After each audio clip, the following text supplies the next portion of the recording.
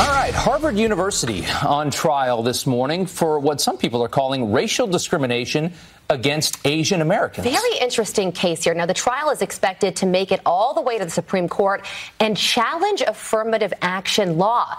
Kelley Babphavong is an Asian American Harvard student, and she joins us now. Kelley, thanks for being with us this morning. So you are currently a junior at Harvard, right? Yes. All right. So yes, you know and thanks so much for having me on. Oh, yeah, glad you're here. You know what Harvard is like. You know what the admissions process is like. Simply put, do you think Harvard discriminates against Asian Americans?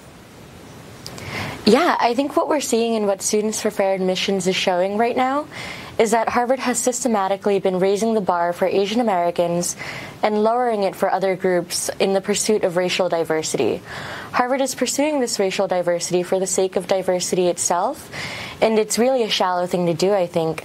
I think we saw Harvard did this with Jews back in the 1920s as well, where they systematically kept their numbers artificially low by using the subjective personal rating.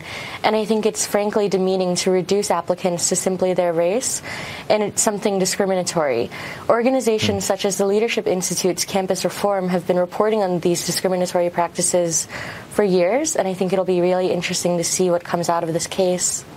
You know, we want to show people exactly how this is alleged to be done, and we're going to show you some SAT score requirements here. Everybody remembers the SATs.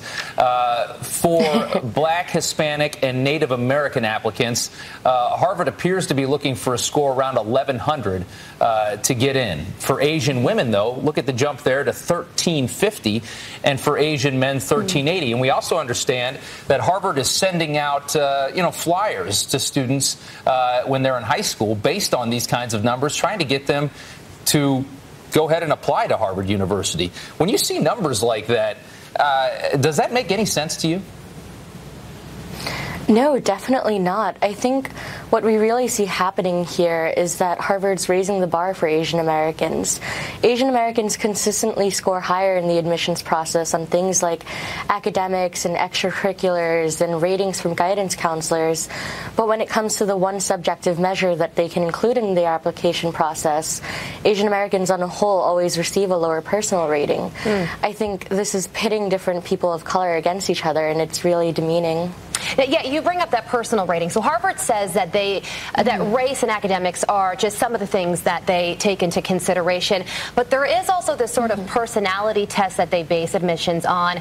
And they look at things like courage and likability. Do you think that they're just trying to get more well-rounded students? Or why would they take courage into consideration? Yeah, I think that those are definitely important qualities to have in a student, but I think what's happening is that this is sort of being shown to be lower systematically for Asian Americans, and this isn't the personal rating that's coming out of alumni interviews when Asian American applicants actually sit down one-to-one with someone, but it's instead what the admissions office sort of gathers from reading your profile. Yeah, well, this could go to the Supreme Court. It's expected to. And it's worth noting that the last time that the Supreme Court heard a case about affirmative action was in 2016, and Anthony Kennedy swung it in favor of affirmative action. He has now been replaced by Justice Brett Kavanaugh. So we'll see if that changes anything, if this does go to the Supreme Court. Kelley, thank you so much for your time. Thanks. All right, the time now is 19 minutes after the hour. Outrage growing over a Mississippi high school halftime show.